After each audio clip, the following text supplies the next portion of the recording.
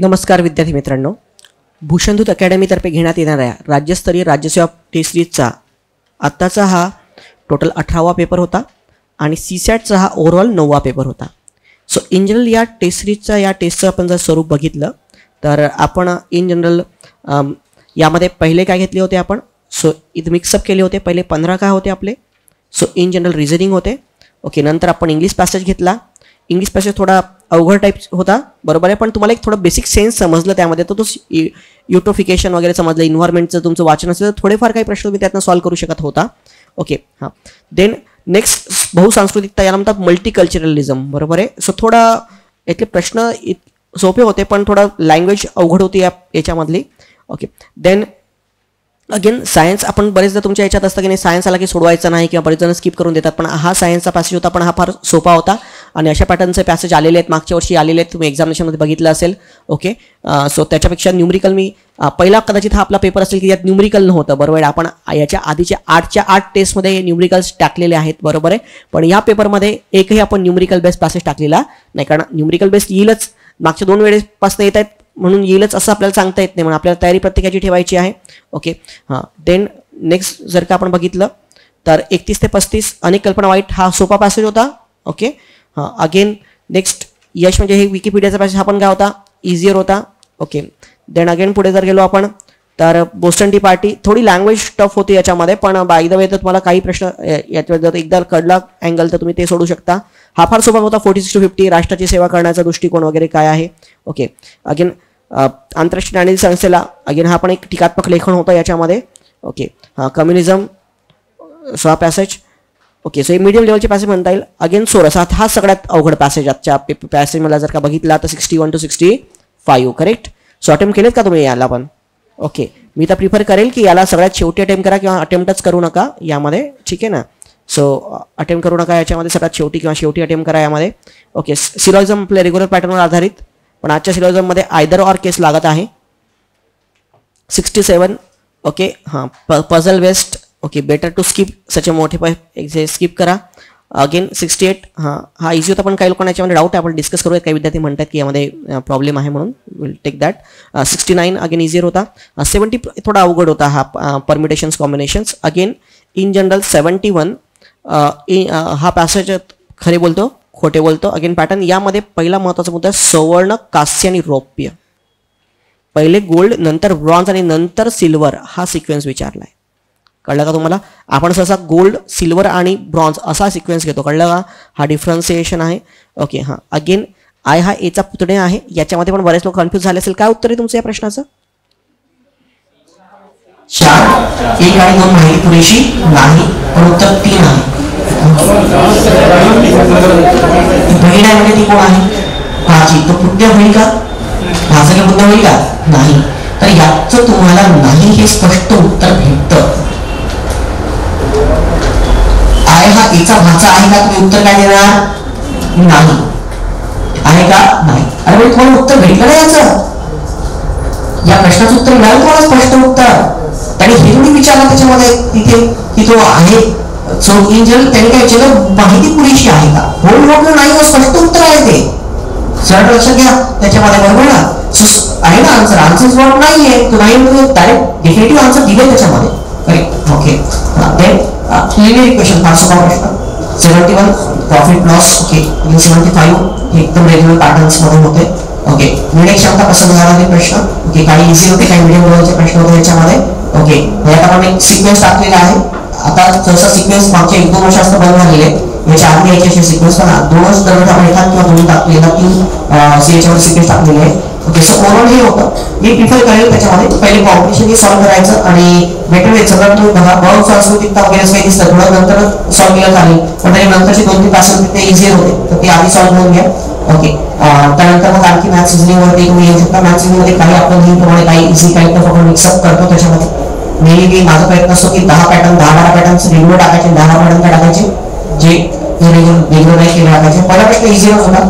हां, व्यक्ती केवळ समोर जाऊ शकतो पण तो पाठीमागे येऊ शकत नाही, तर ए पासून ई पर्यंत किती प्रकार झाले शक्य आहे. किती प्रकार झाले शक्य आहे विशेषणामध्ये बघा 4 प्रकार.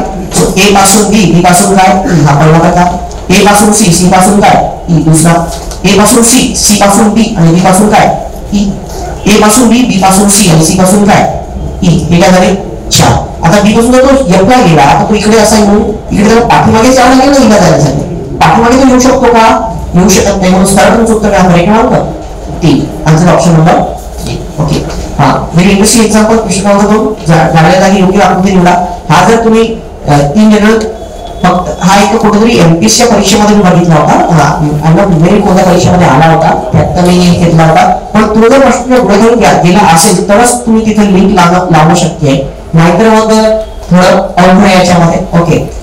याच्यामध्ये सरळ बघा काय लॉजिक आहे लक्षात घ्या. आपल्या विशेषणामध्ये बघा जेव्हा ब्लॅक रंगामध्ये आपण पांढरा रंग मिळवतो तेव्हा आपल्याला कोणता रंग भेटतो?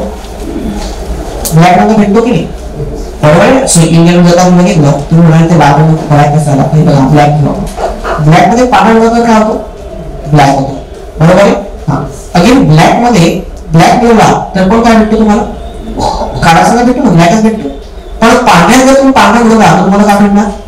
पांढरा रंग मिळणार. याने काय केलं, या दोन्ही आकृतीची इक्वल टू थर्ड आकृती असं याच्यात लॉजिक आहे.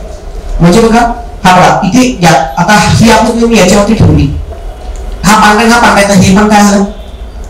आणि ही आकृती याच्यावरती ठेवा. ओके. पांढरा तर हा पांढरा, तर हा वरचा काय होईल? पांढरा. हा पांढरा आणि हा काळा, हा याच्यावरती ना हा पांढरा काळा, तर ही काय होईल? काळा. हा काळा हा पांढरा, तर काय होणार? अरे काळा आणि पांढरा काय होतो? काळा होतो. काळा आणि काळा तर हा काय होतो? काळा होतो. सेम वे पांढरा आणि हा पांढरा, म्हणून इथे पण काय आहे? पांढरा आहे ना. पांढरा काळा तर काय होतो? काळा. काळा पांढरा काय होणार? काळा होणार. सो पांढरा पांढरा काय होईल? पांढरा. अगेन काळा पांढरा काय होणार? काळा. अशा प्रकारे दोन्ही याच्यावरती ठेवल्या आणि हे लॉजिक त्याच्यामध्ये काय केलेलं आहे? यूज केलेलं आहे. ठीक आहे. हां, सो ह्या दोन आकृत्या जर मिळवल्या तुम्ही तर तुम्हाला काय भेटते? तिसरी आकृती भेटते. मग ह्या इथे आणि इथे फिल इन द ब्लँकच्या जागी आकृती एक आपल्याला हे करायची की दोन आकृती मिळून इथे ही आकृती आली पाहिजे. आता लक्षात घ्या, इथे सगळ्यात मोठी हिंट ही आहे, याच्या शेवटच्या तिन्ही पण काय आहेत? पांढरे आहेत. आणि याच्या शेवटच्या तिन्ही पण काय आहेत? ह्या वरच्या बघा पांढरे आहेत. बरोबर आहे. याचा अर्थ ही जी काही आकृती असेल याचे हे जे वरचे तीन हे असतील असे या टाईपचे, हे सुद्धा काय असते पाहिजे? पांढरे. यात एक जरी काळा असता तर इथे फायनलमध्ये काय आला असता? तो काळा आला असता. मग शेवटचे तीन पांढरे असा एकच पर्याय उरतो, तो म्हणजे काय? प्रश्न क्रमांक काय? Option number 4. इथे बघा हा ब्लॅक आहे, हा ब्लॅक या व्हाईटमध्ये मिक्स होईल तर इथे ब्लॅक आला पाहिजे ना. मग आहे का तसं? नाही. तर आपल्याकडे एकच पर्याय उरतो, म्हणून तुमचं उत्तर काय येणार? पर्याय क्रमांक 4. So that's your answer will what? Option number 4. Correct. So then again, so किती लोकांना आलं उत्तर? रेफर केलं असेल, आधी बघितलं, डोळ्यासमोर गेला असेल की नाही? ओके. हां. सो एका शाळेत प्रत्येक विद्यार्थ्याला एक बैठक क्रमांक दिलेला आहे. 4ने भाग जाणाऱ्या बैठक क्रमांकाचा विद्यार्थी क्रिकेट खेळतो आणि 6ने भाग जाणाऱ्या याचा काय खेळतो? फुटबॉल खेळतो. जर 100 ते असे बैठक क्रमांक दिलेले असतील तर किती विद्यार्थी क्रिकेट आणि काय खेळतात? फुटबॉल. क्रिकेट आणि ते दोन्ही खेळतात. म्हणजे 4ने आणि 6ने दोघांनी भाग जाणारी ती काय असते पाहिजे? संख्या. मग दोघांनी भाग जाणारी संख्या म्हणजे या दोघांचा काय? एलसीएम. 4 आणि 6चा एलसीएम किती होतो? 12. मग 12 8 96 म्हणजे 12 नंतर काय? 24 36 48 असं करून असे किती नंबर्स येतात? 8 नंबर आहेत. 1 ते 100 मध्ये किती नंबर आहेत? असे 8 नंबर आहेत की त्याला 4ने आणि काय 6ने दोघांनी पण काय जातो? भाग जातो. म्हणून सिंपल सेन्स मध्ये याचं उत्तर काय होणार? 3चं पर्याय क्रमांक 1. सो या दोघांचा काय? एलसीएम. आपण दोघांचा काय घेतो? लसावी घेतो. करेक्ट. सो दोघांचा आपण काय घेतो? एलसीएम घेतो. करेक्ट. लक्षात आहे तुम्हाला? सो एलसीएम 12 आणि त्याने 100ला भाग द्या, तसे 8 संख्या येतील 100 पर्यंत की ज्याला या दोघांनी पण काय जातो? भाग जातो. हे उदाहरण तुम्हाला यायलाच पाहिजे असतं. ठीक आहे ना. So very easy example. हां, चौथं थोडं टिपिकल एक्झाम्पल आहे. एका घनाला पिवळ्या निळ्या आणि काळ्या रंगाने अशा प्रकारे रंगवले आहे की काहींचं उत्तर बरोबर सुद्धा आलं असेल याच्यामध्ये काही, पण ज्या मेथडने मी दिलेलं आहे त्याच मेथडने आलं तरच ते बरोबर आहे, नाही तर फक्त तुमचा टोळा लागलेला आहे, आणखी काही नाही आहे. ओके. सो इन जनरल विरुद्ध पृष्ठाला समान रंग दिलेला आहे. मग असं आपल्याकडे घन आहे. मग आता त्याने काय म्हटलं की 36 याच्यामध्ये कापले. आता बघा इन जनरल आपण एकाच याने कापलं त्याला एकाच साईजने, तर 36 त्याचे घन होऊ शकत नाही. छोटे घन एक तर काय होतील? सो इन जनरल 2चा घन किती होतो? 8. एक तर 8 पार्ट होतील. आणखी कापले तर किती होतील? सो 3 पार्ट केले 27. अरे समान याच्यामध्ये जर आपण बघा असा प्रकारचा घन आहे आपला, याला आपण जर का इथे जर का कापले अशा प्रकारे, सो 3च्या याच्यामध्ये जर का कापले तर त्याचे किती तुकडे होतील? लहान लहान 27 होतील. 4 झाले तर किती होतील? 64. तो 64 होतील.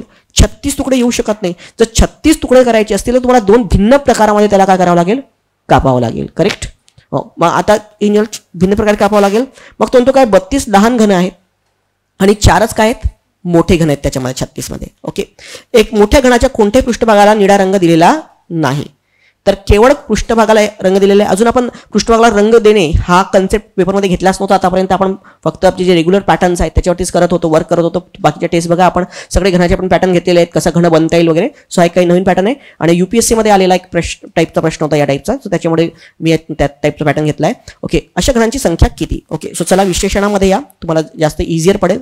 आता 36 घन जर बनवायचे असतील तर आपल्याला घन असाच कापावं लागेल. बघा याच्यामध्ये असे बघा, हे 4 चौक 16 असे इकडे 16 हे होतील, बरोबर आहे. आणि इकडे हे 4 आणि 4 असे इकडचे 16. सो दोन्ही साईड किती झालेत 16 झालेत. त्यानंतर हे मोठे गण आपल्या 36 16 आणि 16 काय झाले 32 ना. अरे बघा हा जो साईड आहे इकडनं असा कापला ना, या असा काढला, असेच ते 32 घन होतील. सो असे ब्लू साईडला तो म्हणतो की काय. ओके, सो हे असे एक साईडचे झाले 1 2 3 4 5 6 7 8 9 10 11 12 16. या साईडला पण असेच किती 16, म्हणजे टोटल किती झाले 32. आणि आणखी मग त्यांनी हे मधातले जे आहेत असे हे मोठे 4 घन बनवले आहेत.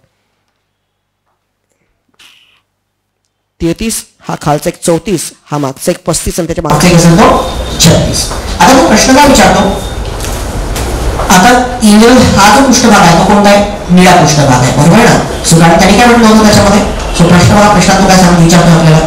इथे जर का आपण प्रश्नामध्ये बघितलं त्यांनी मेन्शन केलेलं आहे मोठ्या घनाच्या कोणत्या पृष्ठभागाला निळा रंग दिलेला नाही. सो मोठे घन आहे त्याच्या कोणत्या पृष्ठभागाला काय दिलेला नाहीये निळा रंग दिलेला नाहीये. ठीक आहे ना. सो म्हणजेच काय की म्हणजे निळा रंग जो आहे तो या अपोजिट मोठा घन कोणत्या निळ्या रंगाला यायला नको. मग आता मोठा घन जे आपण मधात घेतले म्हणजे या साईडला आणि या साईडला निळा रंग येणार नाही वरती खाली. सो या साईडला एक निळा रंग असेल आणि त्याच्या या साईडला अपोजिट साईडला काय असेल निळा रंग असेल. कळलं प्रत्येकाला. मग फक्त ज्या घनाची एकच बाजू काय कोणत्या रंगाने रंगवलेली आहे निळ्या रंगाने रंगवलेली आहे. मग आता इन जनरल फक्त हे 4 घन बघा, हे गळत मी केलेले आहे त्याच्यामध्ये. आता हा जो घन आहे याला इथे निळा रंग आहे, पण इथे कोणता रंग आहे, अरे कोणता रंग आहे हे बरोबर ना. सो येलो रंग आहे ना. ओके, सो पिवळा रंग आहे याला. हा घन इकडे काय रंग आहे पिवळा रंग आहे, इकडे काय. सो इन जनरल का तुम्ही बघितलं इकडे निळा आहे. हा जो घन घ्या याच्यामध्ये इकडे काय वरती कोणता रंग आहे, सो निळा आहे, पण खाली कोणता आहे काळा रंग आहे, बरोबर आहे ना. सो इन जनरल रंग काय त्याच्यामध्ये त्यांनी वेगवेगळे रंग दिलेले आहेत त्यामध्ये. ठीक आहे ना. सो मग आता जर का तुम्ही बघितलं तर निळ्या असे मग आता एकच रंग निळा रंग फक्त निळा रंग आहेत. सो हे असे 4च घन येतात, 1 2 3 आणि काय 4, हे 4च घन येतात असे. आणि असेच 4 घन याच्या अपोजिट साईडला असतील, बरोबर आहे ना. सो फक्त निळा रंग लावले तर 4 आणि 4 म्हणजे किती घन आहेत असे 8 घन आहेत. सो निळा रंग असलेले घन किती होतील याच्यामध्ये 4 आणि 4 म्हणजे काय 8 घन होतील. करेक्ट. हां, सो फक्त निळा रंग असलेले 8 घन होतील. हां, नेक्स्ट अगेन बघा 2 ओळी दिलेल्या आहेत त्याच्यामध्ये आणि आपल्याला काहीतरी हे अप्लाय करायचं, त्याच्यामध्ये रूल्स अप्लाय करायचे आहेत. मग आता बघा इथे 125 आणि त्यानंतर काय आहे 64 आहे. आपण असा एक पॅटर्न घेतला होता याच्या आधी पण सेकंड किंवा थर्ड टेस्टमध्ये, डायरेक्ट आपण आता याच्यामध्ये घेतोय. सो 64 नंतर 125 नंतर काय 64 आहे. म्हणजेच याच्यामध्ये काय कोणता रूल नियम क्रमांक काय लागतो 4 लागतो. बरं. सो नियम क्रमांक 4 काय सांगतो तुम्हाला, एक 3 अंकी संख्येनंतर पूर्ण वर्ग असणारी 2 अंकी संख्या. सो एक 3 अंकी संख्या आहे बरोबर, 125 3 अंकी संख्या आहे, त्याच्यानंतर पूर्ण वर्ग 64 पूर्ण संख्या आहे की नाही. येस, ही संख्या येत असेल तर काय करा, तो म्हणतो 2 अंकी संख्या दुसऱ्या 2 अंकी असेल तर दुसऱ्या संख्येला पहिल्या संख्येतून वजा करा. 64 125 काय करा वजा करा. वजा केल्यानंतर किती उरतो तर 61. या दोघांचा रिझल्टंट किती आला 61 आणि त्यानंतर काय आहे 33. ओके, मग 61 आणि 33, मग 61 आणि 33. मग इथे कोणता नियम लागणार, नियम क्रमांक 3 विषम संख्येनंतर आणखी विषम. 61 विषम त्यानंतर 33 सुद्धा काय विषम. तेव्हा काय करा तो म्हणतो दोघांची काय करा बेरीज करा. सो 61 आणि 33 म्हणजेच काय 94 आणि 94 तो काय म्हणतो की इन जनरल जे काही पहिल्या ओळीचं मूल्य आहे ते म्हणजे काय x आहे. मग आता x च्या जागी पुट क्रमांक काय होणार 282 94 आणि काय 39. आता 282 नंतर काय आहे 94 आहे. मग आणखी नियम कोणता लागेल नियम क्रमांक 5, कारण काय नियम एक 3 अंकी संख्येनंतर पूर्ण वर्ग नसणारी 2 अंकी संख्या. सो 94 पूर्ण वर्ग आहे का नाही असेल तर तो काय म्हणतो की पहिल्या संख्येला दुसऱ्या संख्येने काय भागावे. मग 282 ला 94 ने भाग द्या. 94 भाग दिल्यानंतर कितीचा भाग जातो 3चा भाग जातो. कितीचा भाग जातो 3चा. मग याचं रिझल्टंट काय येणार 3. 3 नंतर काय 39. 3 नंतर 39 आणखी काय लागणार त्याला. सो काय एका विषम संख्येनंतर आणखी एक विषम संख्या असेल, रूल नंबर काय 3, तेव्हा या दोघांची काय करावी बेरीज करावी. सो 39 आणि 3 म्हणजे किती होतात 42. करेक्ट. सूत्र पर्याय क्रमांक 2. Okay, so that's why answer is what 42. Okay, so पर्याय क्रमांक होणार 2 होणार. ओके, हां. देन प्रश्न क्रमांक 6.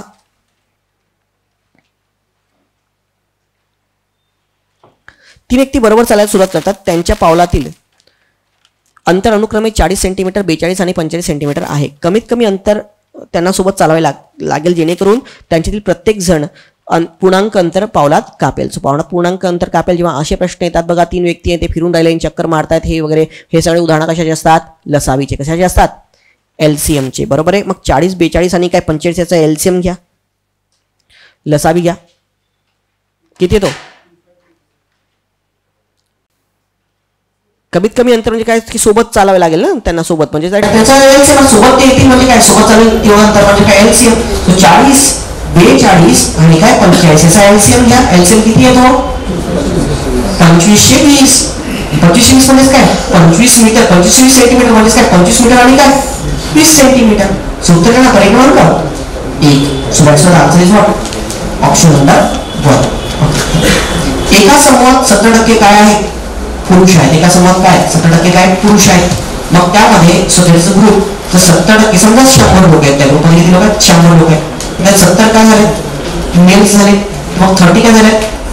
फिमेल झाले. 30 काय झाले? फिमेल झाले. त्यापैकी 30% विवाहित आहेत. ओके, सो त्यापैकी 30% काय विवाहित. आता हे वेगळं वाक्य बरोबर आहे. सो लक्षात घ्या, आता ते जे लोक आहेत त्यापैकी 30% काय विवाहित म्हणजे काय टोटल 100 मध्येच. ओके, हां. सो त्या समूहामध्ये 30 काय विवाहित आहेत, तर 70 काय होतील? अविवाहित. 70 काय होतील? अविवाहित. इथे फक्त कन्फ्युजनचा हात चान्स तुम्ही या 70 पैकी 30 घेऊ शकता. बरोबर आहे ना? ओके, जर पुरुषांपैकी 2/7 विवाहित आहेत, पुरुष किती आहेत? 70. त्यापैकी किती आहेत? 2/7 हे काय विवाहित आहेत. 2/7 म्हणजे काय 20. ओके, सो 20 काय विवाहित पुरुष, 20 काय झाले विवाहित पुरुष झाले. ओके, मग त्याने म्हटलं तर अविवाहित स्त्रियांचे प्रमाण काय? समजा 20 काय विवाहित पुरुष आहे, टोटल विवाहित लोक किती? 30. यातले काय 20 विवाहित पुरुष आहे, तर 10 काय असतील? विवाहित महिला असतील ना. 10 काय असतील? विवाहित महिला. विवाहित महिला किती होतील? 10. मग त्याने काय म्हटलं की अविवाहित स्त्रियांचे प्रमाण किती? स्त्रिया टोटल किती होत्या? फिमेल किती होत्या? 30. मग त्यापैकी जर 10 काय विवाहित आहेत तर 20 काय होतील? 10 विवाहित 20 काय होतील? सो अविवाहित होतील. बरोबर ना? सो दॅट्स आन्सर काय ना 2/3. काही सूत्र खरे क्रमांक 4. ओके, सो 20 टोटल महिला किती? 30. त्यापैकी अविवाहित महिला किती? 20 आणि 10 काय विवाहित आहेत, त्याचा रेशो घे ना. So that answer 2/3. उत्तर खरे क्रमांक 4. फक्त विद्यार्थी स्पर्धेत भाग घेऊ शकतात. ओके, म्हणजे काही मुली स्पर्धा केल्या, सर्व मुलींना प्रशिक्षणाचे बोलले आहे, पूर्ण निष्कर्ष काढले. तर इझी प्रश्न होता, स्पर्धेतील सर्वांना प्रशिक्षण सर्वांना बोलले आहे का? स्पर्धेत भाग घेतलेल्या सर्व मुलींना, मग कोणासाठी? मुलींना बोलवले ना. ओके, सो हे म्हणता की आपल्याला सर्व विद्यार्थ्यांना प्रशिक्षणासाठी बोलवले, सर्व विद्यार्थ्यांना म्हटलंय का त्यांनी? नाही. स्पर्धेत भाग घेणारे सर्व विद्यार्थी फक्त विद्यार्थी स्पर्धेत भाग घेऊ शकतात. याचा अर्थ काय आहे की स्पर्धेत भाग घेणारा प्रत्येक व्यक्ती काय विद्यार्थी, हाच निश्चित काय तो निष्कर्ष आहे. सो उत्तर काय म्हणतात आजचं काय म्हणतात ती. नेक्स्ट, पहिल्या 3 चाचण्यांमध्ये एका विद्यार्थीला N मार्क मिळाले. सरासरी N नाही किती? सरासरी N म्हणजे टोटल जर बघितलं तिला 3 टेस्ट मध्ये किती मार्क मिळाले? 3N. बरोबर आहे. जर चौथ्या चाचणीत मिळालेले गुण हे आधीच्या सरासरीपेक्षा 20 जास्त आहे. आधी सरासरी किती होती? N. त्याचा 20 जास्त म्हणजे N प्लस काय 20. हे तिथे चौथ्या चाचणी गुण. जर 4 टेस्ट मध्ये तिचे गुण किती होतील? सो 3N पहिल्या 3 टेस्टचे, चौथ्या टेस्टचे काय N अधिक काय 20 आणि भागिले टेस्ट किती झाल्या 4. सो 3N प्लस N म्हणजे काय 4N. 4N प्लस 20 डिवाइडेड 4/4 म्हणजे काय N आणि 20 भागिले 4 म्हणजे काय 5. So N plus 5. सूत्र काय पर्याय क्रमांक 4. N अधिक काय 5. काय सूत्र पर्याय क्रमांक 4. MNO या सहकारी गृह संस्था आहे. ओके, सो MNO हा काय आहे? सहकारी गृह संस्था आहे. ओके, मग आता त्यांनी काय मेन्शन केलेलं आहे याच्यामध्ये? M हा Nच्या दक्षिणेला आहे. M हा Nच्या काय दक्षिणेला आहे. किती याच्यावरती आहे? 2 किलोमीटर वरती. ओके, अगेन आणि ते काय करतात? सो इन जनरल MNO जोडून काटकोनी समद्विभुज त्रिकोण तयार होतो. सो MNO काटकोनी समद्विभुज काय होतो? त्रिकोण तयार होतो. ओके, पण तो कसा असा असा असेल असं नाही, तो असा येऊ शकतो. अजून आपला डाऊट आहे ना, असा असेल किंवा काय असेल, असा पण असेल. ठीक आहे. देन अगेन एन पासून सूरज एन पर्यंत चालला. सूरज काय एन पासून सूरज कुठे चालला, एन पर्यंत चालला. बरोबर. आता त्याचं फेसिंग कुठे, इथे. याच्यानंतर तो डावीकडे 45 अंश कोणातून ओच्या दिशेने चालला. ओके. मग आता चालू लागला आणि नेमका यांच्या अग्नेय दिशेला थांबला. यांची अग्नेय दिशा म्हणजे कोणती, ही. यांची अग्नेय दिशा कोणती असेल, ही. म्हणजेच तो या दिशेने, म्हणजे आता जर असा फिरून झाला असता अशा प्रकारे. ओके. तर इथे तो अशा प्रकारे इथे झाला.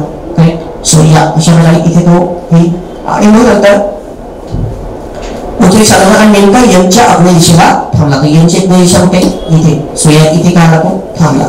तर सुरेने कापल्यानंतर व यांच्या संदर्भात व ओच्या संदर्भातील त्याचे स्थान दर्शवणारा पर्याय निवडा. आणि ओच्या संदर्भामध्ये त्याचे स्थान काय आहे, ओच्या संदर्भात स्थान काय हे आपल्याला दर्शवणारा पर्याय निवडायचा आहे. मग आता याने कापलेलं अंतर काय आहे. ओके. सो हे आपल्याला यामध्ये करायचं आहे. ओके. सो आता बघा याच्यामध्ये एक तर तो असा आला असता आणि इथे असा इथे गेला असता. बरोबर आहे ना. सो या प्रकारे असं करायचं असतं. सो इथे य आणि काय ओ. मग ओच्या दिशेची दिशा ही कोणती झाली असते, पश्चिम दिशा झाली असते ना. कोणती झाली असते, पश्चिम. पश्चिम ऑप्शन मध्ये आहे का, नाही. हे केस रिजेक्ट होते. ओके. आता बघा सर, आता हे अंतर किती आहे. आता सर आता आपलं ओच्या रिस्पेक्टिव्हली इथे त्याचं अंतिम स्थान आहे. तर ही ओच्या रिस्पेक्टिव्हली दिशा कोणती आहे, अशा दिशेत ही आग्नेय आहे. ही काय होते, नैऋत्य. दिशा कोणती आहे, नैऋत्य दिशा आहे.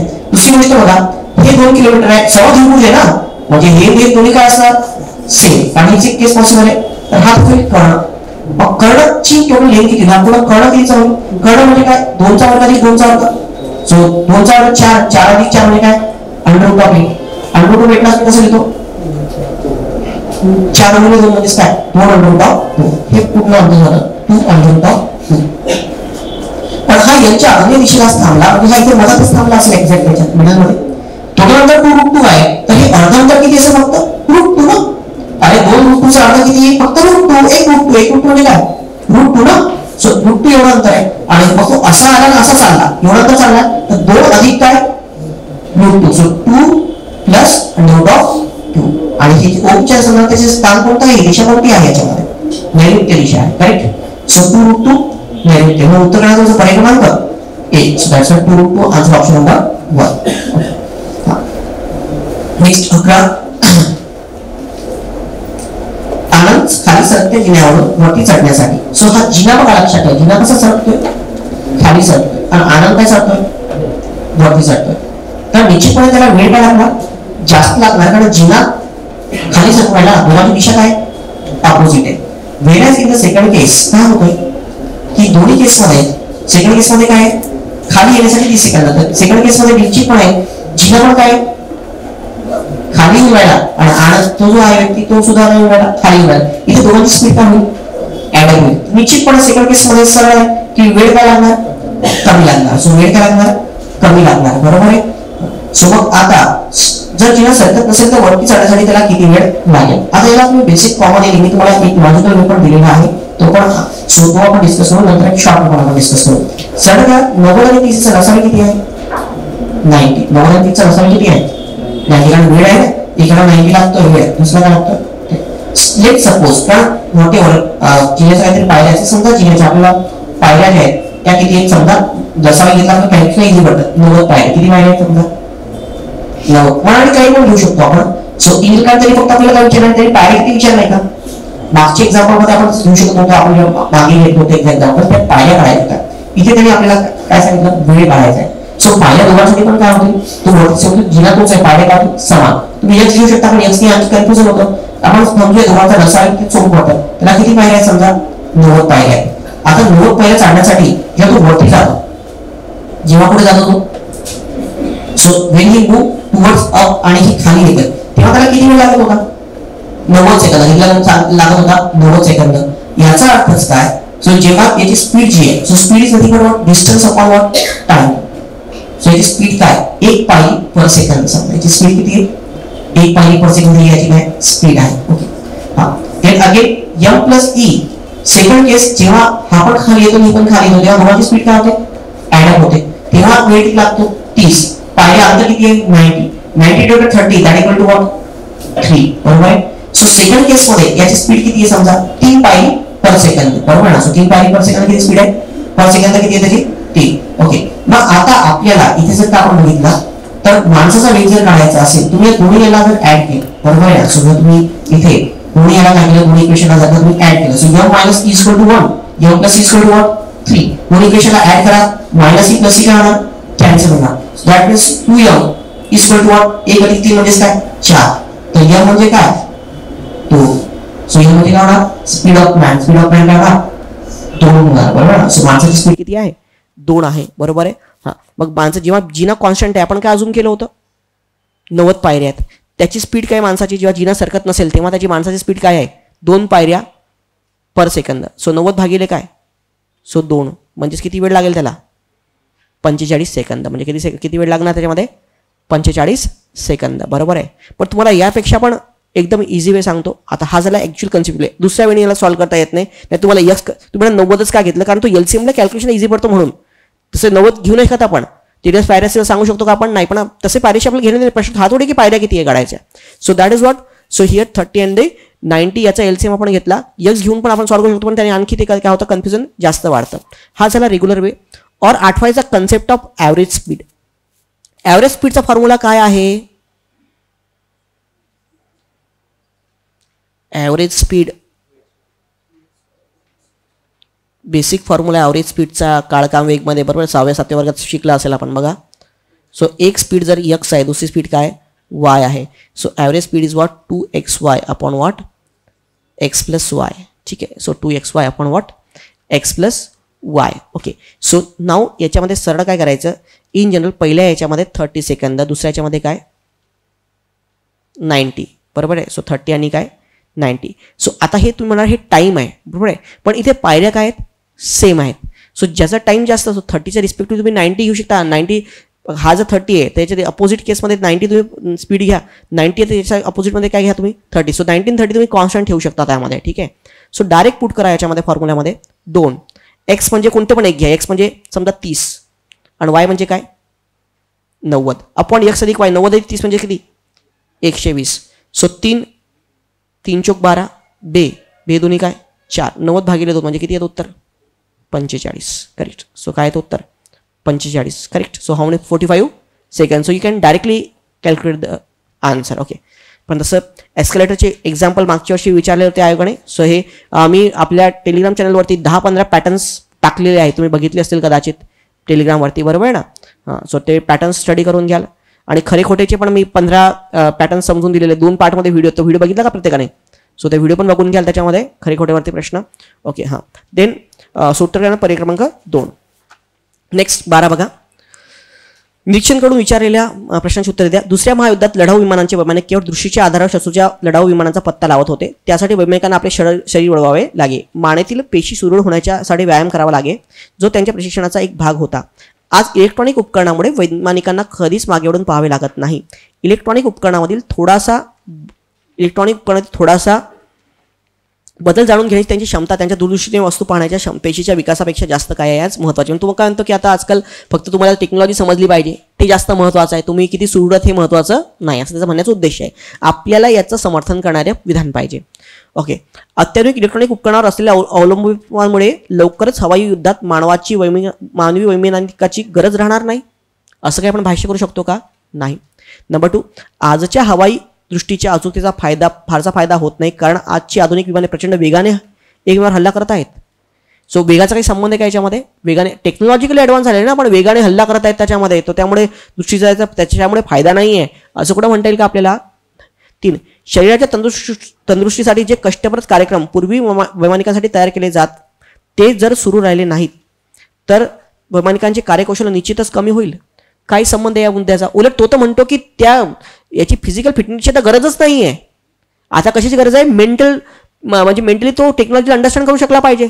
करेक्ट. सो कोणता पण काही होईल का, सूत्र पर्याय क्रमांक 4. So that's the answer option number 4. कोणते योग्य नाही.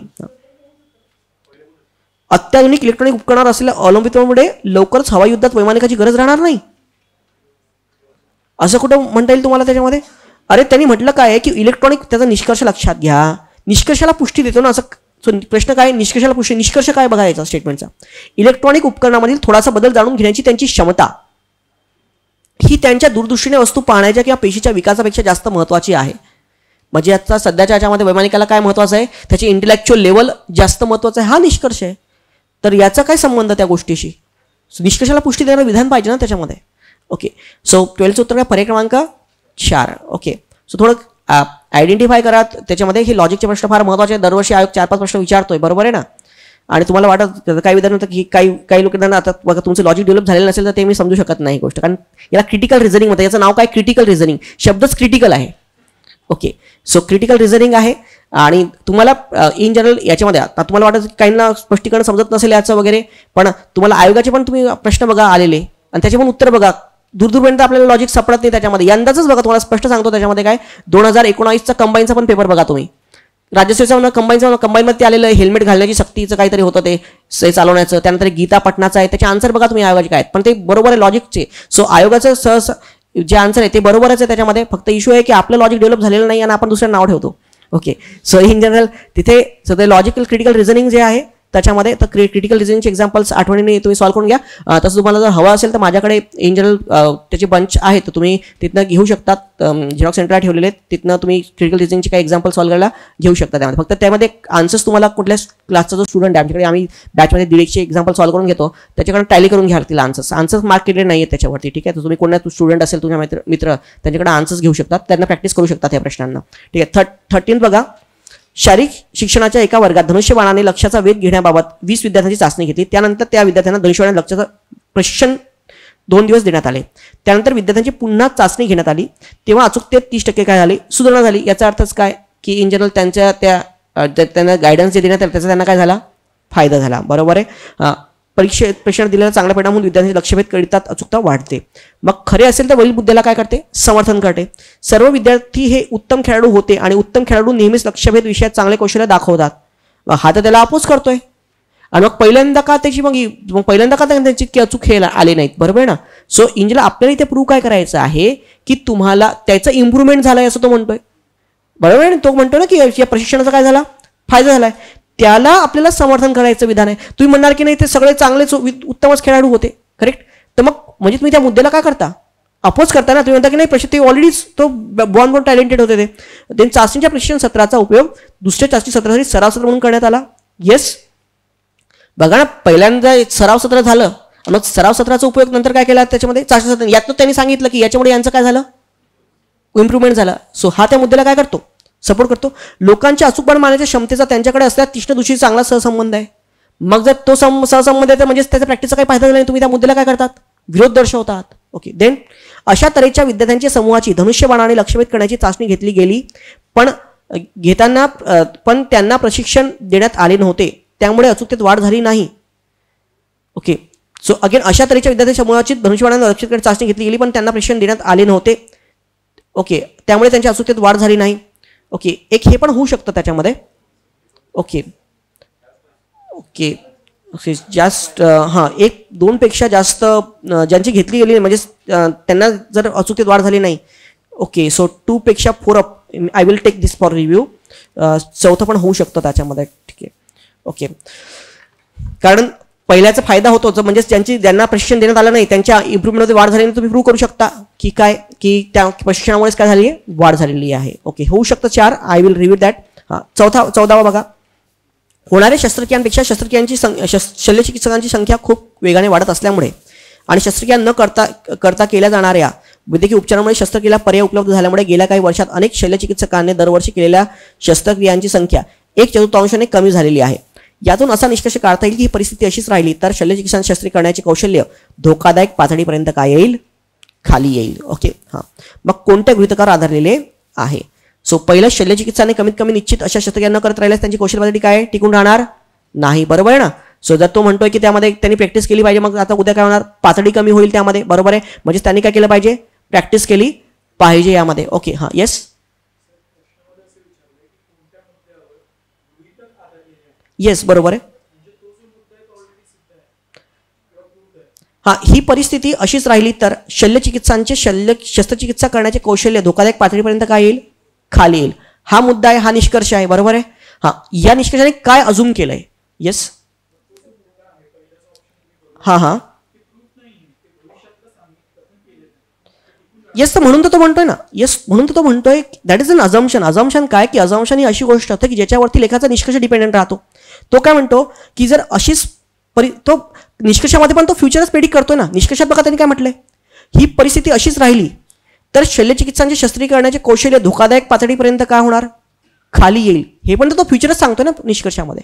आणि म्हणजेच त्यांनी काय प्रेडिक्ट केलेलं आहे की इन जनरल जर तुम्ही जर शस्त्रक्रिया नाही केली तर तुमचं कौशल्य काय होणार, कमी होणार. सो कौशल्य टिकून राहणार नाही. टिकून राहणार नाही म्हणजेच त्यांची काय होणार, त्याच्यामध्ये कौशल्य काय होणार, कमी होईल ना धोकादायक पातळीपर्यंत. सो हे अजून करूनच तो सांगतोय ना.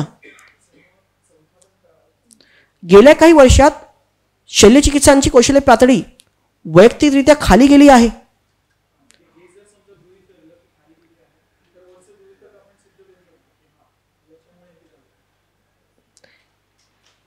नाही, गेल्या काही वर्षात शल्यचिकित्सकांची कौशल्य पातळी वैयक्तिकरित्या खाली गेली आहे. नाही, हा नाही होणार याच्यामध्ये.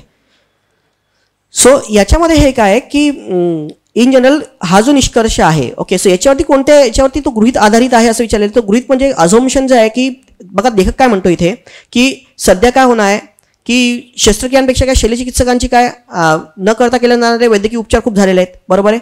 त्यामुळे शस्त्रक्रियांची संख्या काय झालेली आहे, आता कमी झालेली आहे.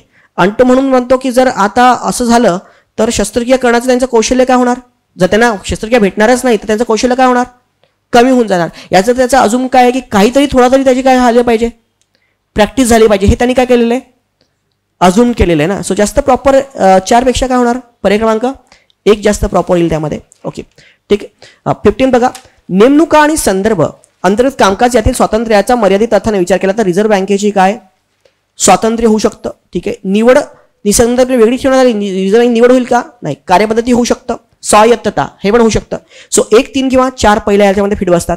मात्र आर्थिक धोरण पुढे चालू ठेवण्याच्या बाबतीत तसे म्हणता येणार नाही. ते धोरण तसे चालू ठेवण्याचं केंद्र सरकारला, रिझर्व्ह बँकेला काय करावं लागतं, केंद्र सरकारशी रिझर्व्ह बँकेला काय करावं लागतो, तात्पर्य साधावा लागतो. तात्पर्य साधावा लागतो म्हणता येईल का, नाही. अगेन विचार साधावा लागतो की योग्यता साधावी लागते. बेटर आन्सर काय होणार, समन्वय साधावा लागतो. सो उत्तर पर्याय क्रमांक 4. This is known as logical fillers. याला काय म्हणतात, लॉजिकल फिलर्स. आणि येतं एक्झाममध्ये येतं ना. सो आपण अशा याला पण लक्षात ठेवा आणि फार इझी असतात हे लॉजिकल फिलर्स. ओके, हां. Then again 16 to 20 English comprehension.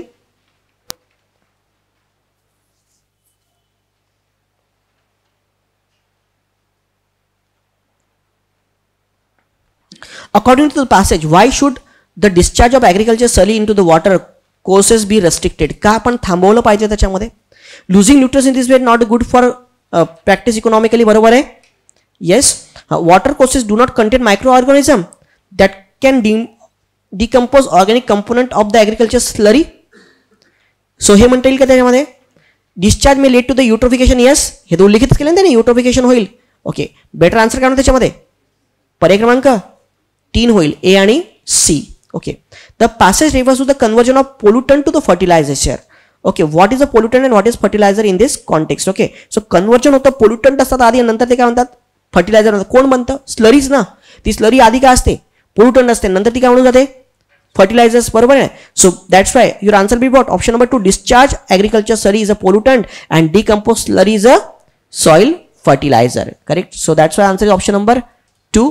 Okay, काय काय 4 दिलंय, 17चं 4 दिलंय का,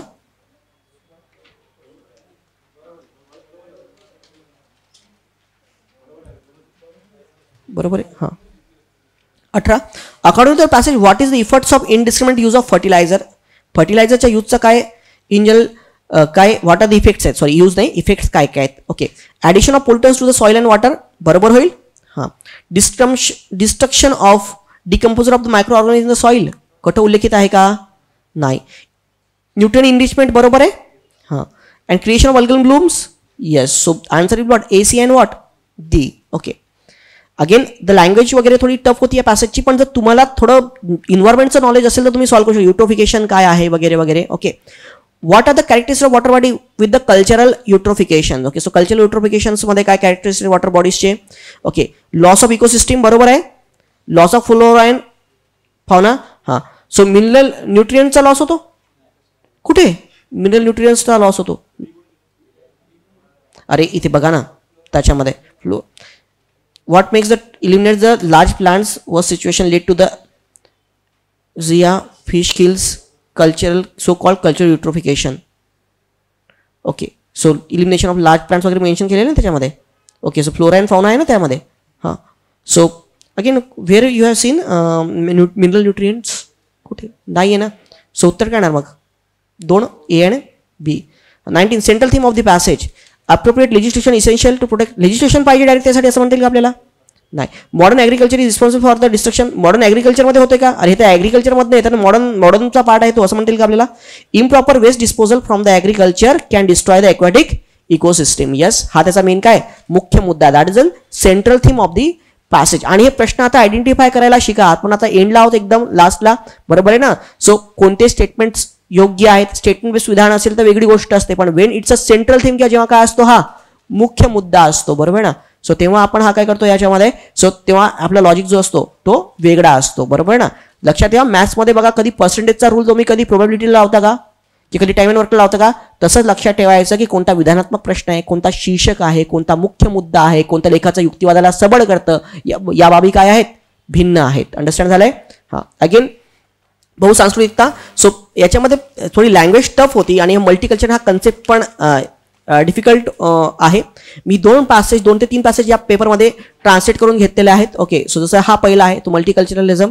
ओके, पण याच्यामध्ये इन जनरल का आपण बघितलं तर इथे प्रश्न थोडे सोपे आहेत, जर तुम्हाला कळलं असेल थोड्या वेळामध्ये. पण मी पहिले म्हणेल तुम्हाला की पहिले असा पॅसेज सुरुवातीला घ्यायचा नाही. अशा नवीन कोणत्या पण बाबी आहेत, पहिले कोणते पॅसेज घ्यायचे, इकॉनॉमिक्स, पॉलिटी वगैरे जे आपले रेग्युलरचे पॅसेज आहेत ते पहिले करून घ्यायचे कधी पण सॉल्व. असं एकदमच मॉडर्न कन्सेप्टवरती काही येत असेल वगैरे तर ते स्टार्टिंगला सॉल्व करायचं नाही, कारण ज्याच्याबद्दल आपल्याला प्री नॉलेज आहे कधी तो पॅसेज थोडा समजायला काय असतो आपल्याला सोपा असतो. आता कॉम्पिटिशन म्हणजे काय बाहेरचं नॉलेज यूज नका करू. मी असं म्हणते की बाहेरचं नॉलेज त्यात आपल्याला गरज नाही आहे. पॅसेजमध्ये ती गोष्ट काहीतरी माहिती पडली पाहिजे आपल्याला डायरेक्टली किंवा इनडायरेक्टली, पण तरीही एखाद्या बाबीबद्दल काही माहिती असेल आपल्याला, ओके, तर निश्चितपणे आता राईट टू इन्फॉर्मेशन आहे, याच्यावरती कोणी लिहितो, नरेगा आहे याच्यावरती कोणी आर्टिकल लिहितोय, कम्युनिझमवरती आर्टिकल येतोय वगैरे, ह्या गोष्टी काहीतरी वाचनामध्ये म्हणजे आपल्याला काहीतरी पार्श्वभूमी त्याची काय असते, माहिती असते. ओके, एखादा इकॉनॉमिक्सचे लिबरलिझमवरती पॅसेज आलेला आहे, प्रायव्हेटायझेशनवरती पॅसेज, काहीतरी आपल्याला पार्श्वभूमी माहिती असेल तर समजायला काय जातात सोबत. असे डायरेक्टच मल्टीकल्चरलिझम किंवा बहुसंस्कृती येतील ज्याच्याबद्दल आपल्याला काहीच माहिती नाही किंवा काहीच वाचन झालेलं नाही, त्यामध्ये आपल्याला काय होऊ शकतो अवघड. Again the language philosophical language झाली, फिलॉसॉफिकल किंवा सायकोलॉजिकल लँग्वेज आहे ही पहिले काय करायची, टाळायची त्यामध्ये. ठीक आहे ना. हां, मग कोणती विधान सत्य नाही. सत्य नाही म्हणजेच काय, असत्य आहे. ज्या माणूस ज्या संस्कृती वाढला आहे त्या संस्कृतीत काही प्रभावावर तो मात करू शकतो आहे, बरोबर. आपल्याला असत्य विचार त्यांनी मेन्शन केलं की ती सडस्वी नसते, म्हणजे त्याचा प्रभाव असतो पण त्याच्यात तो मात करू शकतो ना. ओके, ते पुढे प्रत्येक संस्कृतीच्या वैशिष्ट्यपूर्ण असते असं कुठे मेन्शन केलं आहे का त्याच्यामध्ये, की प्रत्येक संस्कृती तिच्या वैशिष्ट्यपूर्ण असते म्हणून हा बाब कुठेही आलेली नाहीये. हां, दुसऱ्या संस्कृती उद्दीनित होत असतात, बरोबर आहे. येस, हां, संस्कृती तुलना करता येते तसेच त्याचे टीकात्मक परीक्षण करता येते, बरोबर आहे. नाही,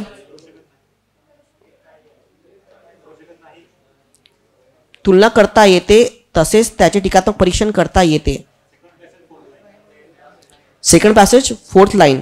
हां, त्याची घडण संस्कृतीमधून झालेली असते, यामुळे ते विचार त्यांच्या प्रभावात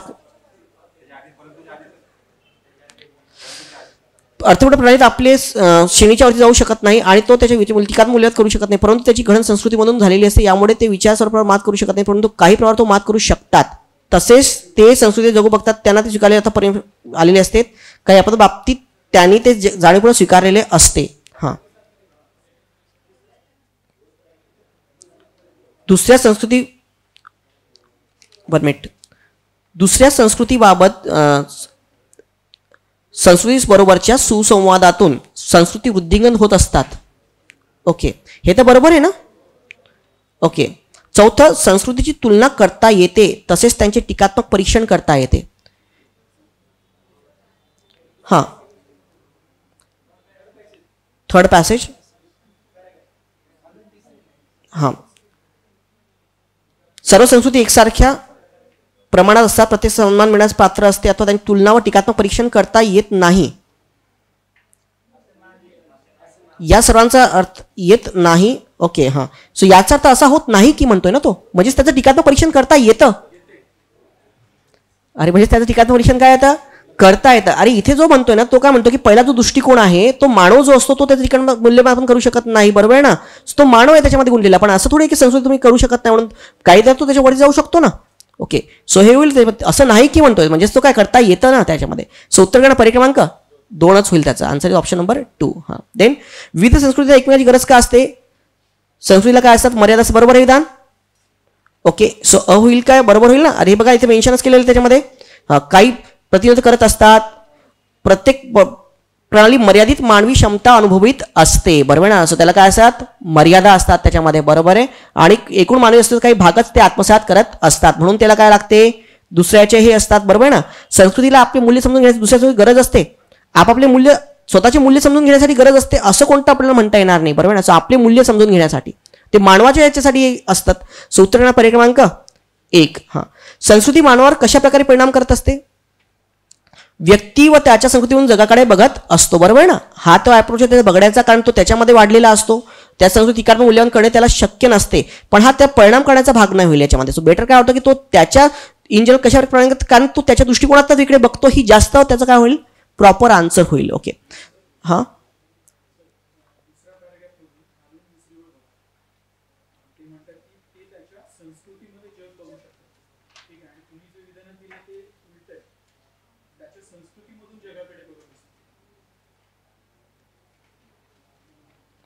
तो त्याच्या विचारा पहिला पॅरेग्राफ कोणता?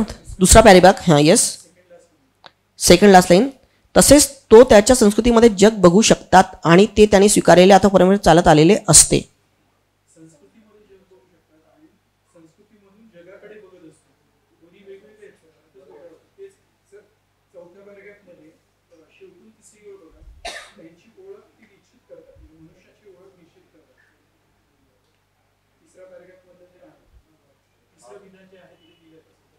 तिसरं विधान. हां,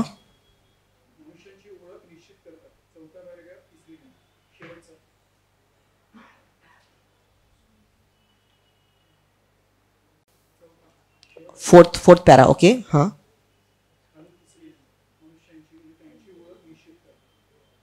त्यांची ओळख निश्चित करतात आणि मुळात त्या अंशतः बहुसंस्कृती असतात. हां, इथे काय? हे तिसरं विधान आहे. कसं मूल्य ऑप्शन 3 बरोबर आहे. अरे मानवावर कशा प्रकारे परिणाम करत असते याचा हा प्रश्न आहे ना. प्रश्न काय आहे की how that influence the man. तो ते इन्फ्लुअन्स मॅन म्हणजे ती काय कसे? ओके, सो ती ओळख निश्चित करते, याच्यावर ती इन्फ्लुअन्स करते. संस्कृती इन्फ्लुअन्स का होतो हा प्रश्न आहे. So Y person get influence by the म्हणजे ती संस्कृती कशी त्याच्यावर परिणाम करते हा प्रश्न आहे त्याचा. ओके, वाढीला असतो त्या संस्कृती ठिकाणी मूल्यवान करणे त्याला शक्य नसते, हे होणार नाही. व्यक्ती त्याच्या संस्कृतीमधून जगाकडे बघत असतो. ओके, अगेन संस्कृती मानवाच्या कृती विचाराने मतावर वर्चस्व गाजत असते, हे पण होईल का? सो याच्यातनं कशाप्रकारे परिणाम करतो?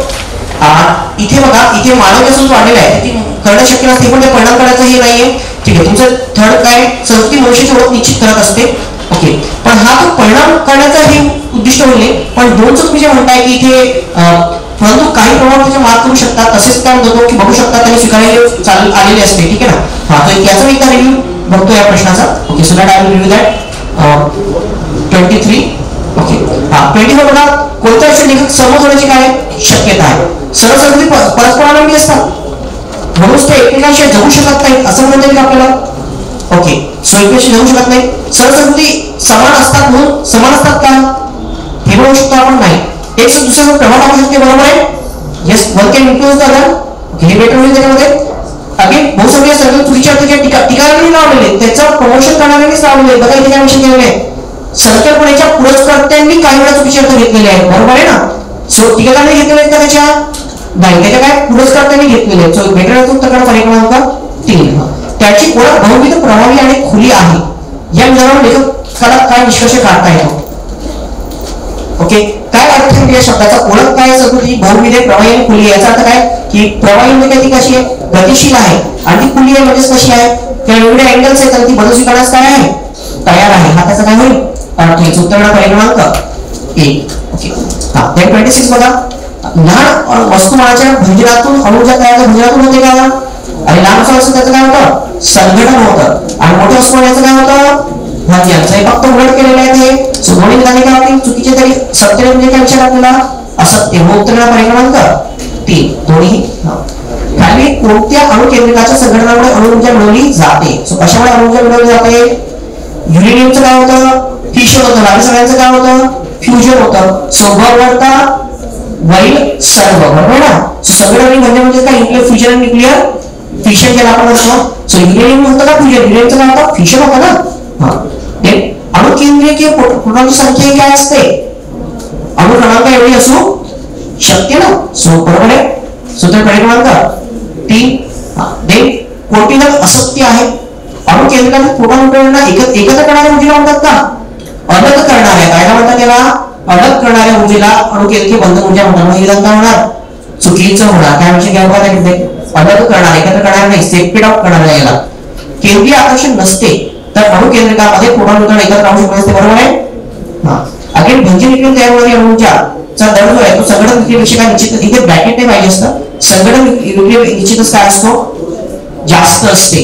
ओके आणि भंजनाचा जास्त असतो का संगणकाचा जास्त असतो. त्यांची व्हॅल्यू पण दिलेली काहीतरी. सो हे पण काय होणार चुकीचं होणार. ओके सो उत्तर काय असत्य त्याने विचारलेलं आहे तर कोणते असत्य आहेत मग 34चं काय होणार 3. अ आणि क हे काय आहेत असत्य आहेत बरोबर ना. सो अ आणि क हे काय होतील असत्य होतील त्यामध्ये कारण फक्त ब काय होणार सत्य होईल. ओके देन अगेन अणूची संरचना कशी असते. अणुकेंद्रकात प्रोटॉन आणि काय न्यूट्रॉन आणि त्याच्या बाहेर काय इलेक्ट्रॉन बरोबर ना. सो क आणि काय ड. आता हे तर बेसिकच कोर आहे. आता तुम्ही म्हणा बेसिक नॉलेज यूज करायचं नाही पण पहिली गोष्ट तिथे दिले पण आहे. आणि आता कोणी असं तर कोणी लिहू पण शकत नाही लेख की अणूच्या केंद्रकामध्ये इलेक्ट्रॉन असतो बाहेर प्रोटॉन असतो. सो इथे सायंटिफिक हे युनिव्हर्सली गोष्ट आहे. काय सूत्र पर्याय क्रमांक 35 काय 3. आणि याच वर्षी आला ना हा प्रश्न आलाय ना म्हणजे एका पॅसेजमध्ये असा एक टाईपचा प्रश्न आलेला आहे याच वर्षी आले वाटतं की अणु वस्तुमानांक म्हणजे काय तर न्यूट्रॉन आणि प्रोटॉनची संख्या असं काहीतरी होतं त्यामध्ये. ओके नेक्स्ट दक्षिण भारतात गोल प्रेमींचा समूह स्थापन करण्याची सुरुवातीला यशस्वी का झाली नाही योजना. ती खर्चिक होती योग्य व्यवस्थापन केले गेले नव्हते ती चुकीच्या वेळी दिली होती बरोबर ना. सो उत्तर करणार यांपैकी नाही बरोबर ना. कारण ती योजना कशी होती त्यांनी काय मेन्शन केलं याच्यामध्ये आमच्याकडून चुकीच्या वेळी हा प्रयत्न केला गेला तर ती वेळ काय होती चुकीची वेळ होती बरोबर आहे. सूत्र पर्याय क्रमांक 4. ही विशिष्ट संकल्पना म्हणजेच काय 2. दक्षिण भारतात गोल संकुलाचा कुठे उल्लेख आहे फक्त समूह त्यांना स्थापायचा आहे. गोल संकुल म्हणजे एक संकुल उभारणं संकुलाचं कुठे आहे फक्त त्यांना गोलप्रेमीचा समूह उभारणं होतं. सो अगेन सो कोणती ती निश्चित संकल्पना आहे ती निश्चित संकल्पना आहे की दक्षिण भारतामध्ये गोलप्रेमींचा काय उभारणं समूह स्थापन करणं बरोबर आहे. सो म्हणून याचं सुद्धा उत्तर करणार पर्याय क्रमांक 4. ओके घड्याळाची टिकटिक आणि कॅलेंडरची पाने उलटणे हे कशाचे संकेत देतात कालाची प्रगती द प्रोग्रेस ऑफ टाइम. तो वेळेनुसार सगळ्या गोष्टी काय होतात बदलत जातात बरोबर आहे. सो हा त्याचा काय आहे संकेत होईल यामध्ये. ओके सो 33 उत्तर पर्याय क्रमांक 3. ओके 34 रत्नम यांनी लेखकाच्या कंपनी कोणत्या चित्रफित तयार करावी असे लेखाला वाटते. ओके वाटले किंवा वाटते किंवा वाटले का काय त्यांनी सांगितलं त्याच्यामध्ये अशा नेमणुकीने त्याला विविध प्रकारांना भेटी देता येतील हा उद्देश होता का नाही. ओके आपले कर्मचाऱ्यांमध्ये आपलेपणाची काय त्यांनी ना कौटुंबिक स्नेह वगैरे म्हणजेच काय आपलेपणाची भावना निर्माण होणार. व्यवसाय मिळेल अगेन. सो उत्तर करणार फक्त ब पर्याय क्रमांक काय 2. रत्नम यांनी कोणत्या कारणासाठी लेखाचा प्रस्ताव नकारला त्यांच्या आधीच्या अध्यक्षांचा काय उल्लेख आहे का आधी अध्यक्ष कसे होते काय त्यांनी काय की मी नुकताच पदभार स्वीकारलेला आहे त्यांनी नुकताच पदभार स्वीकारला होता आणि त्यांना इतर महत्वाची काय होती काय म्हणतात मी आता या गोष्टीचा विचार सुद्धा करू शकत नाही म्हणजेच काय की त्यांना इतर महत्वाची कामे करायची आहेत बरोबर आहे ना. सो उत्तर काय होणार मग इथे अगेन जाहिरात प्रस्ताव आवडला नाही पण त्यांनी म्हटलं जर आवडलं नसेल त्यांनी मग का म्हटलं की मला 5 आठवण करून दे म्हणजे आवडलं नसेल त्यांनी म्हटलं की आय एम नॉट इंटरेस्टेड पण त्यांनी जर म्हटलं आता याच्यामध्ये बरोबर आहे ना. सो पण त्यांना काय होतं इतर महत्वाची कामे करायची त्यांनी म्हटलं की मला आता सध्या मी याचा विचार करू शकणार मी नुकताच झालेला आहे. आता कोणी तुम्हाला म्हटलं की आपल्याला इन जनरल 30 मार्चला जायचं आहे फिरायला तुम्ही काय म्हणणार की मी तर या गोष्टीचा विचार सुद्धा करू शकत नाही म्हणजेच काय की मग दुसरं काम आहे इम्पॉर्टंट 5 एप्रिल वालं बरोबर आहे ना. सो इन जनरल म्हणून इथे उत्तर करणार तुमचं पर्याय क्रमांक 3 ब. ओके देन 36 to 40 उतार्यामध्येच्या परिचयात प्रचंड या शब्दाचा संदर्भ कशाशी आहे तो काय म्हणतो प्रचंड उत्साही मानवी समूहाने. ओके इथेच प्रचंड शब्द आलाय पुढे कुठे आलाय का कुठे आलाय हेच ना नाही इथेच आलाय ना आणखी कुठे आलाय का आता प्रचंड उत्साही माणूस आहे म्हणजे he is too much enthusiastic. Okay so he is too much enthusiastic म्हणजे ज्वलंत म्हणता येईल का आपल्याला ज्वलंत म्हणजे तापलेला असा एकदम, म्हणजे okay. So this is what, पण दॅट डज नॉट मीन की उत्साही म्हणजे तो तापलेला असेल, ज्वलंत असेल असं म्हणता येणार नाही. बलवान, पॉवरफुल. सो नो, भरधाव, अत्यंत वेगाने जाणार. सो बेटर उत्तर करणार इथे पर्याय क्रमांक 4. ओके. सो एकही प्रॉपर शब्द याला मॅचअप होणारा नाहीये. प्रचंड उत्साही म्हणजे इज टू मच इंथुझियास्टिक, बरोबर आहे ना. So okay. सो म्हणून इथे पर्याय क्रमांक 4. Then 37 एन्सायक्लोपीडिया ब्रिटानिकाच्या प्रमुख संपादकाने विकिपीडियावर केलेली टीका तिरस्करणीय का मानली जाते? सो तिरस्करणीय का मानली जाते? कारण ती टीकाकारांना सुद्धा लाजिरवाणी अशी आहे, बरोबर आहे. सो एक येऊ शकतं. अजून आपल्याला आपण बघूया त्याच्यामध्ये त्याला सिद्ध पाहिजे तो एक व्यर्थ प्रयत्न आहे. आणि तिरस्करणीयचा अर्थ नाही ना, तिरस्करणीय म्हणजे काय? आता तिथे बघा, पहिले प्रश्न तुम्ही विचारून बघा. विकिपीडियाच्या अपेक्षित अगदी अलीकडे एन्सायक्लोपीडिया ब्रिटानिकाचे माजी प्रमुख संपादक राव यांनी आपल्या एका लेखात अगदी तिरस्करणीय पद्धतीने असे लिहिले आहे की विकिपीडियाचा उपयोग करणे म्हणजे शारीरिक शौचालयाचा उपयोग करण्यासारखे आहे. सो ही टीका तिरस्करणीय याचा अर्थ काय की खालच्या दर्जात बोलणे याला म्हणतात काय? तिरस्करणीय. की तिरस्कार करणे, काहीतरी शिवीगाळ करणे वगैरे, तो म्हणजेच काय करणे, चुकीचं बोलणे, वाईट बोलणे, याला काय म्हणतो आपण? तिरस्कार करणे. त्यांनी अशा भाषेत तिरस्कार केलेला आहे. मग ती भाषेत म्हणतो काय, तिने तिरस्करणीय का मानली जाते? तर तो व्यर्थ प्रयत्न म्हणून थोडं तिरस्कार म्हणून. प्रश्न काय, तिरस्करणीय काय? प्रयत्न व्यर्थ, पण तो प्रयत्न व्यर्थ असेल नसेल तो तिरस्करण्याचं कारण नाहीये. ते तिरस्कार म्हणजे काय, की त्याला सुद्धा काय आहे ती सो लाजिरवाणी गोष्ट आहे. कारण काय, ज्ञानकोश प्रकाशकांना आवडून नाही होईल का टीका अपेक्षित ही पण अरे अपेक्षित लक्ष देऊ शकत नाही. ह्याला तिरस्करण्याचा इच्छू आहे का हा? सो बेटर आन्सर करणार पर्याय क्रमांक 1. सो त्याचा आन्सर ऑप्शन नंबर 1. जुन्या ज्ञानकोश प्रकाशकाने पुढे कोणत्या सत्यतेकडे बोधा केलेली आहे? इंटरनेट लोकांच्या याच्यामध्ये काय केलेलं आहे? बदल केलेला आहे, बरोबर आहे. तुम्हाला शिक्षण अभ्यास शाळेचं शिक्षण नाही म्हणतो, म्हणजे लोक थोडं इंटरनेटमध्ये खूप सारे लोक आहेत आता, तसं ते शिक्षण म्हणतं, बरोबर ना. आता काय लोक आपण शिकत आहेत, बरोबर आहे, कसं आहे ना, बरोबर ना, इंटरनेटचा वापर करून. येस, बरोबर आहे. पद्धत टिकायची असेल त्यांनी बदलले पाहिजे. एज्युकेशन सिस्टम शिक्षण पद्धती एज्युकेशन सिस्टम त्यामुळे किती पटीने जास्त इंटरनेट वापरून लोक शिकत आहेत. येस, शिकत आहे. डायरेक्ट नॅरो कन्सेप्ट आहे, ब्रॉड कन्सेप्ट आहे. इंडिया ठिकाणी लोकांच्या शिक्षण पद्धतीत काय केलेला आहे? बदल केलेला आहे. होईल ठीक आहे. स्पर्धे ठीक असेल बदलले पाहिजे, बरोबर आहे. विकिपीडियाने विश्वसनीय वारंवार उल्लेख केला जातो, पण हे काय डोळ्यात काय संबंध आहे काही नाही. पूर्व दक्षिण बदल आहे, बरोबर आहे. सो डरता राहणारच आहे प्रत्येक याच्यामध्ये. आता बर्ड, आता तशी बघा बर्ड कुठल्या याच्यामध्ये आहे का? आता अशा एकला पण डाऊट होतो, त्याच्यामध्ये काय करून घ्यायचं, अ ब आणि काय. सो दॅट मीन्स तुम्हाला आता इतक्या याच्यामध्ये जर तुम्ही बघितलं यापैकी नाही सर. इंटरनेट युगाने लोकांच्या शिक्षणामध्ये बदल आणला आहे.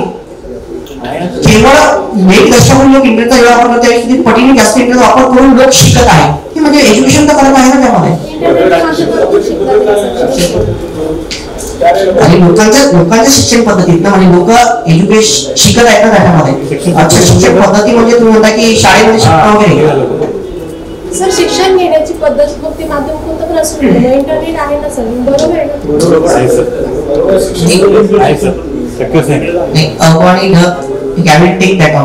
पण अवघड असलं पाहिजे त्यामध्ये. कोणत्या कारणामुळे विकिपीडिया एक खुली सामग्री बनला आहे? स्वीकृती, सामाजिक स्थाने, प्रतिष्ठा, ही होईल का? प्रतिनिधित्व, अनेक लेख, पण खुली सामग्री, त्याच्यात ओपन सामग्री बनलेला आहे. ओके, आता बघा त्यांनी मेन्शन काय केलेलं आहे इथे. विकिपीडियात कोणीही ही लेख पाठवू शकतो, आता त्याच्या आवडत्या काढू शकतो. जेव्हा एखादा आजचा लेख संपादित केला की तेव्हा नवीन लेख निर्माण होतो, बरोबर आहे ना. Okay, so that is what. Okay, so इथे बघा विकिपीडिया निर्माण झालेला मॅगझिन त्यांनी आधार ठेवला आहे की याला ज्ञानकोशाचे हे भेटणार नाहीये. ओके, सो जुन्या पडीतील वगैरे मेन्शन केलेली इथे. ओके, मग आता बघा याच्यामध्ये या प्रश्नाचं हा खुली सामग्री कशा प्रकारे आहे? पूर्व प्रतिनिधित्व, त्यात असे अनेक लेख म्हणजे खुली काय म्हणजे काय, कोणी पण कुठे लेख लिहितो आणि त्यामध्ये काय होतं, नवीन लेख होतो निर्माण होतो. हे कारण आहे की ती कशी आहे की ओपन खुली सामग्री आहे. करेक्ट. सो बेटर आन्सर करणार पर्याय क्रमांक 4. फक्त काय द. ओके, विकिपीडियाला योग्य ज्ञानकोश दर्जा नाही या टीकेला विकिपीडिया कशी उत्तर दिलेलं आहे? विकिपीडिया काय म्हणतो त्याच्याबद्दल? दर्जाचा अभाव अर्थ राहत नाही. तो म्हणतो की कालांतराने त्वरित लेखात काय होत राहते, सुधारणा होत राहते. आता त्यांनी ते उस्मानियांचा उल्लेख करतोय, फक्त एक्झाम्पल आहे. पण विकिपीडियाचं म्हणणं काय बघा इथे बघा. विकिपीडिया काय म्हणते, वाचनीयता दर्जा असतो म्हणून त्याला ऐकत असतो, कारण विकिपीडिया याकडे फारसे लक्ष देत नाही. या विकिपीडियाने उत्तर काय दिले आहे, आमच्याकडच्या लेखा दर्जात फरक पडत असतात तरी कालांतराने त्यात सुधारणा केली जाते. बरोबर आहे. हा, सो इन जनरल म्हणजेच काय, कालांतराने लेखा दर्जा काय होते, सुधारणा होत राहते. बरोबर आहे. सो हा त्यांनी काय तसं उत्तर दिलेलं आहे. उत्तर पर्याय क्रमांक 3. So that's answer option number 3.